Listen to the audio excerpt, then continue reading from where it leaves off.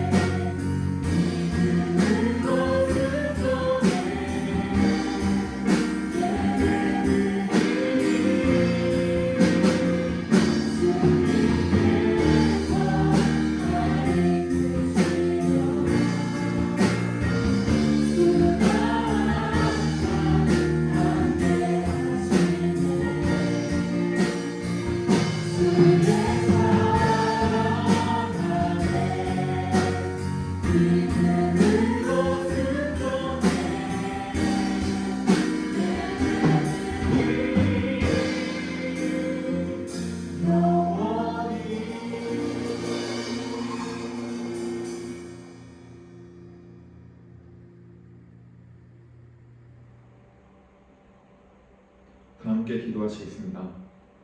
사랑과 은혜를 풍성히 더해주시는 하나님, 이 시간 사회복지학과 헌신 예배로 주님께 영광 올리게 하시 감사합니다. 우리의 눈을 열어 주를 바라보니 이 시간 주를 향한 찬양과 예배를 기뻐 받아주시옵소서.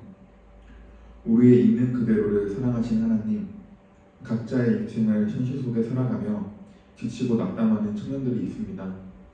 간절히 바라오니 지금의 모습 그대로 오라 하시는 주를 바라보게 하시고 우리 안에 있는 빛을 드러내어 세상의 어둠을 밝히는 서울시내의 학생들이 되게 하여 주시옵소서. 우리를 향한 주의 계획하심과 섭리를 온전히 믿음으로 나아갑니다. 서울신학대학교가 단지 배움의 공간을 넘어 우리 학생들이 주의 자녀로서 흔들리지 않는 삶의 정체성을 가지고 주의 열매를 피워나갈 수 있는 학교가 되게 하여 주시옵소서. 또한 그러한 학교를 위해 보이지 않는 곳에서 노력하시는 분들에게 풍성한 은혜와 힘을 더하여 주시옵소서. 이 시간 주의 말씀을 듣습니다.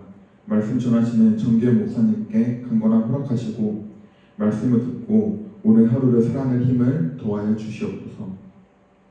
실패가 없으신 주의 계획을 온전히 신뢰합니다. 예수 그리스도의 이름으로 기도드립니다. 아멘. 성경 봉독하겠습니다. 여호와의 말씀이 엘리야에게 임하여 가라사대 너는 일어나 시돈에 속한 사르밧으로 가서 거기 유하라. 내가 그곳 과부에게 명하여 너를 공개하게 하였느니라. 저가 일어나 사르밧으로 가서 성문에 이를 때에 한 과부가 그곳에서 나뭇가지를 줍는지라. 이에 물러 가로되 청컨대 그릇에 물을 조금 가져다가 나로 마시게 하라. 저가 가지러 갈 때에 엘리야가 저를 불러 가로되 청컨대 내 손에 떡 한 조각을 내게로 가져오라. 저가 가로되 당신의 하나님 여호와의 사심을 가리켜 맹세하노니 나는 떡이 없고 다만 통에 가루 한 움통과 병에 기름 조금뿐이라. 내가 나뭇가지 두엇을 주었다가 나와 내 아들을 위하여 음식을 만들어 먹고 그 후에는 죽으리라. 엘리야가 저에게 이르되 두려워 말고 가서 내 말대로 하려니와 먼저 그곳으로 나를 위하여 작은 떡 하나를 만들어 내게로 가져오고 그 후에 너와 내 아들을 위하여 만들라.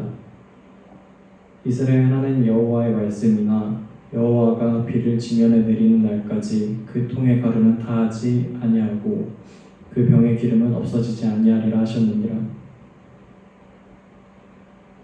저가 가서 엘리야의 말대로 하였더니 저와 엘리야와 식구가 여러 날 먹었으나 여호와께서 엘리야로 하신 말씀같이 통의 가루가 다하지 아니하고 병의 기름이 없어지지 아니하리라.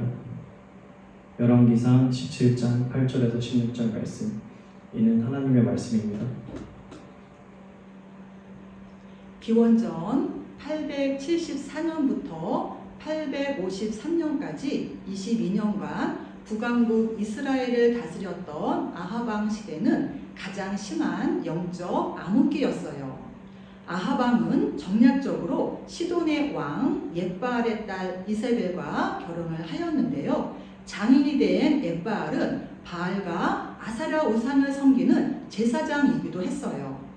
이 결혼으로 말미암아 이스라엘에 바알과 아세랴가 공식적으로 들어오게 되었고 수도 사마리아 성 한복판에서 백성들이 우상을 향하여 숭배하고 절하게 되었어요. 우상 숭배를 가장 싫어하시는 하나님은 엘리야 선지자를 통하여 강력히 경고하셨어요. 여호와의 말씀이 없으면 수년 동안 비도 이슬도 내리지 않을 것이다. 정말 3년 6개월 동안 비 한 방울 내리지 않는 가뭄이 시작되었어요. 가뭄이라는 하나님의 심판의 메시지를 전했다는 이유로 엘리야는 생명이 위태롭게 됩니다. 하나님은 시돈 땅 사르밧의 한 과부의 집을 선택하시고 엘리야를 그 여인의 집으로 피난시키십니다. 사르밧 여인은 일찍이 남편을 잃고 어린 아들과 어렵게 살아가고 있었어요. 엘리야가 찾아갔을 때는 더 어려운 상태에 놓여 있었어요. 가뭄이 심하여져서 먹을 것이 다 떨어졌고 가난했기 때문에 양식을 살 수 없었어요. 마지막 남은 가루와 기름 몇 방울로 떡을 해 먹고 죽으려고 하고 있었어요. 몸과 마음이 힘든 상태에서 피난 온 엘리야를 잘 섬길 수 있었을까요? 곳간에서 인신난다 라고 하는 말이 있어요. 자신의 배가 부를 때, 몸과 마음의 여유가 있을 때 주위를 돌아볼 여유가 생긴다는 것이에요.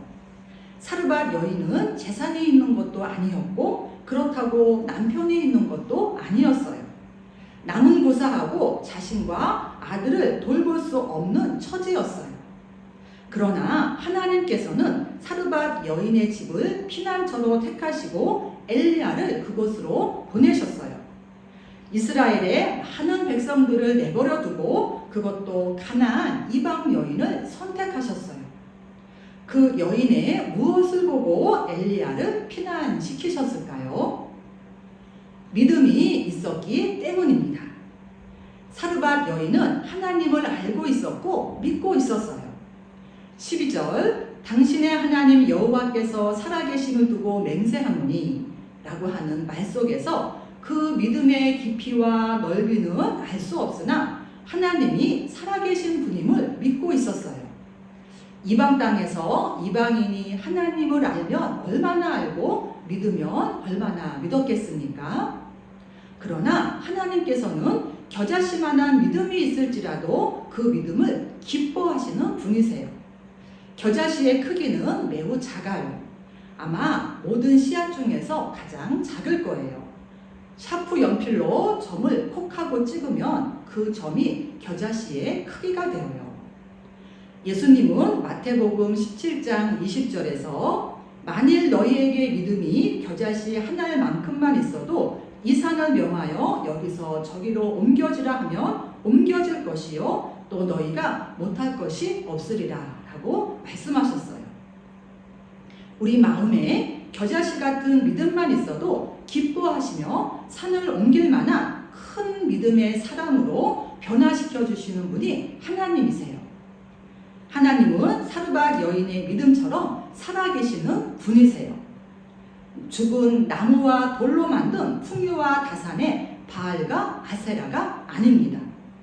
하나님은 살아계셔서 어제도 계셨고 오늘 지금도 여기에 계시고 내일도 계시는 영원하신 분이 하나님이세요.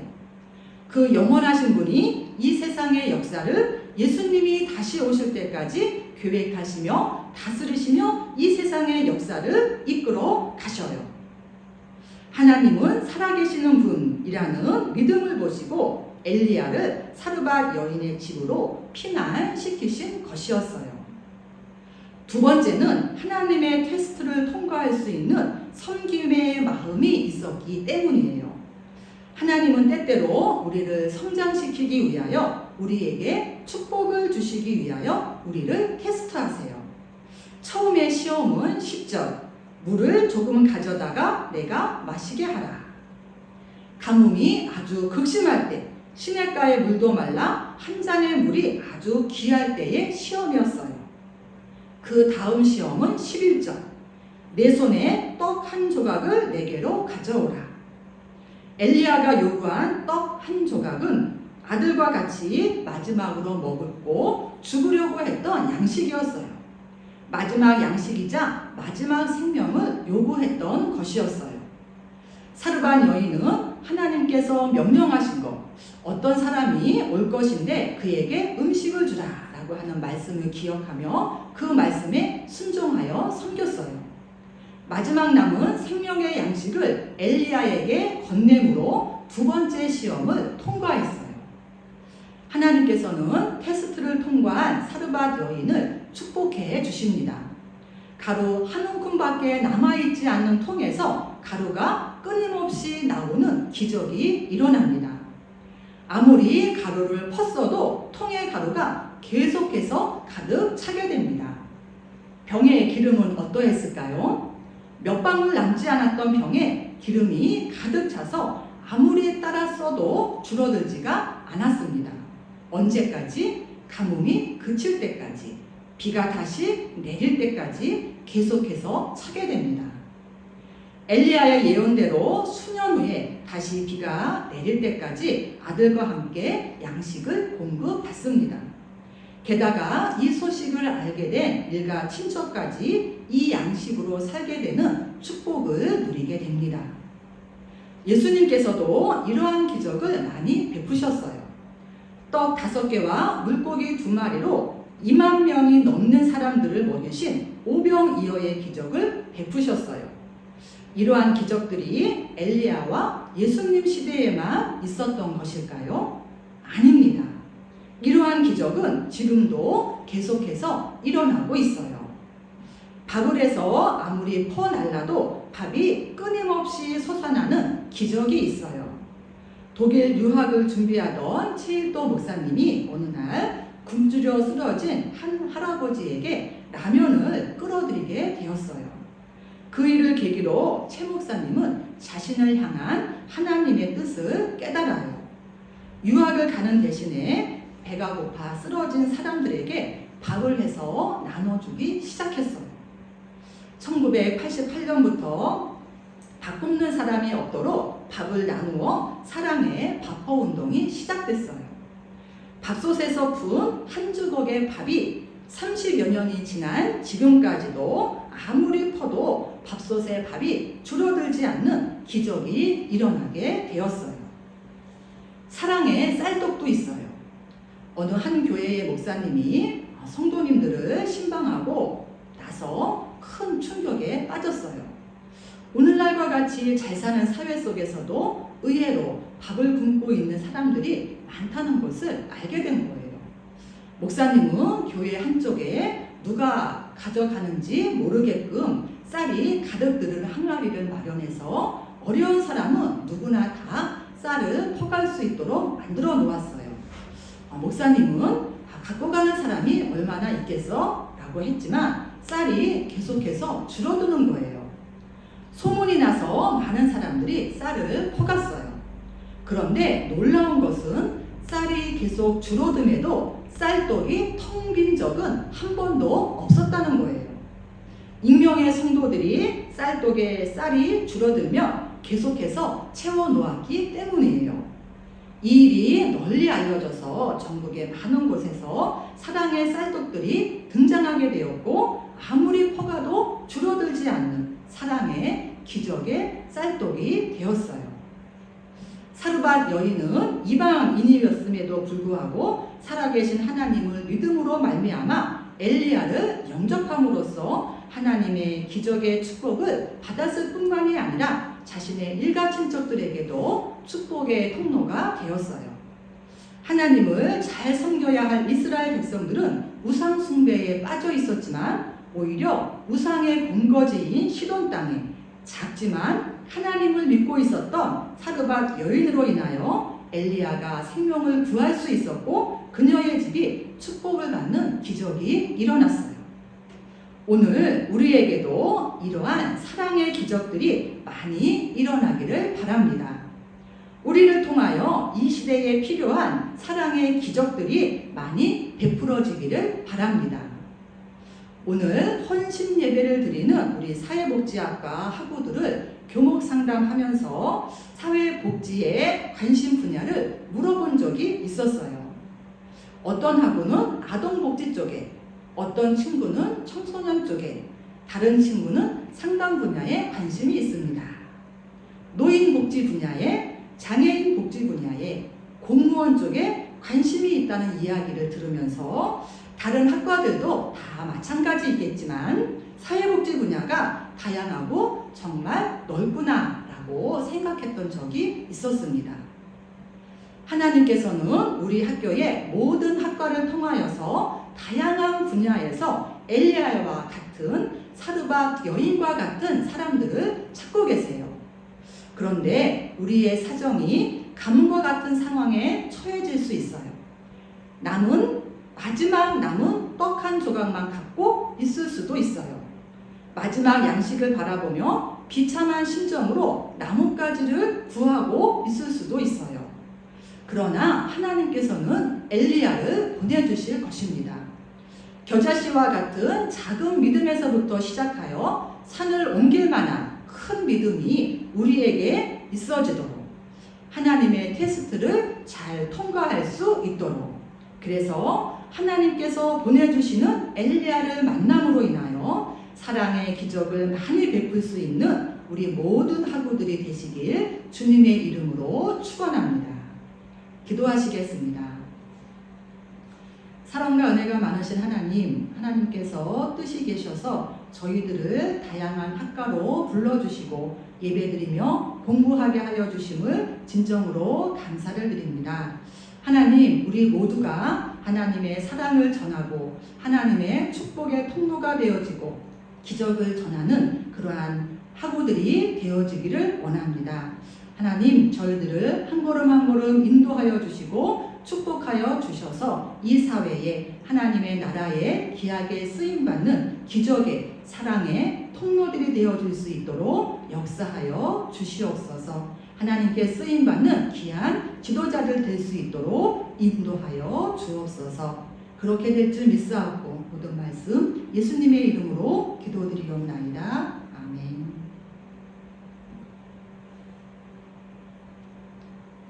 이제는 우리 주 예수 그리스도의 은혜와 하나님의 무한하신 사랑과 성령님의 인도하심과 교통하심이 다양한 학과에서 최선을 다하여 공부하고 노력하고 하나님의 사랑을 전하고 섬기기를 원하는 우리 모든 학과 위에, 서울신학대학교 위에, 우리 모든 학우들 머리머리 위에 지금부터 영원히 함께하여 주시옵기를 간절히 축원하옵나이다.